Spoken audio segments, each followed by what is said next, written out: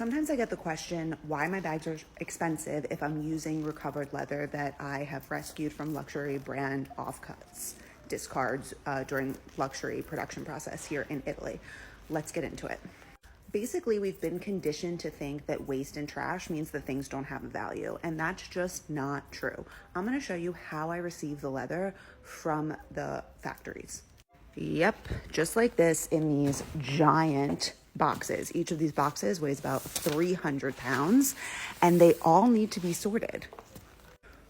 We have to sort through all of these boxes by hand, cut off the scraps that we can't use, those tiny little pieces, rescue as much as we can, and recondition it, because a lot of times it's been sitting in these boxes for months, kind of just getting wrinkled and ruined.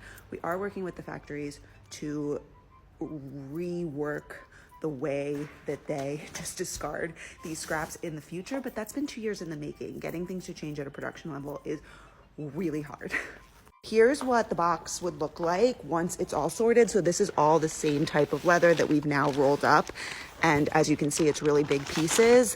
But this is the leather that is going to go to the factory depending on what kind of handbag I'm making. Usually we have to shave down the thickness or manipulate it in some way.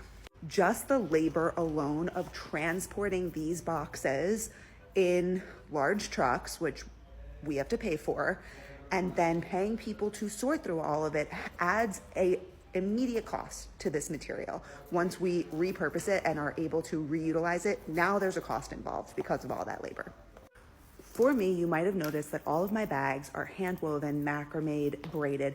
This is because I want to manipulate the material in some way that is scalable. If I have one box of that black leather, I can only make as many bags as that black leather.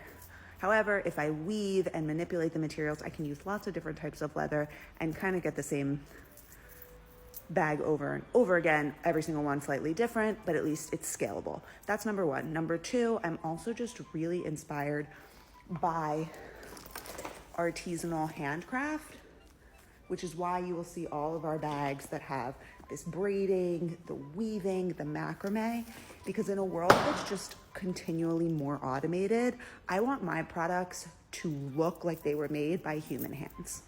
This is why I love that every single one is slightly different. So that leather from the boxes has to become this. How does that happen? Well, it gets sent to the artisanal factories that I work with and turned into either woven panels, leather cording, flat leather cording, tubular leather cording, or woven panels. This is really expensive, labor-intensive handwork that is highly skilled labor and not easy to find. Most of these artisans are honestly exclusively working with the luxury brands. It took me 2 years to find someone to weave our bags in the beginning. Then once the bags are woven or braided, in the case of the Luna bag or the Cosmo bag or the Marina bag, it still has to be assembled in a factory. So this bag actually took 3 different artisanal factories to make. One to weave the panels, one to make these braided straps, and then one to assemble the whole bag together. And because I make all of my products 100% in Italy, it's more expensive. Honestly, there are a lot of even luxury brands out there who will do this braiding in less expensive countries like Eastern Europe or even Asia or India, and then import it into Italy to be finished, because technically only 10% of a product needs to be made in Italy for it to be labeled made in Italy, but mine are 100% made in Italy. Then of course, on top of that, you have all of the cost of our studio space, marketing, all of the normal costs that a brand has. I am building the infrastructure for all of this leather upcycling here in Italy. It didn't exist before. Me, my business partner at Zero Lab, we're building this right here, right now. So that also has to get factored in to the cost of this material. So yes, even though technically this material is quote unquote waste, it's not, by the way.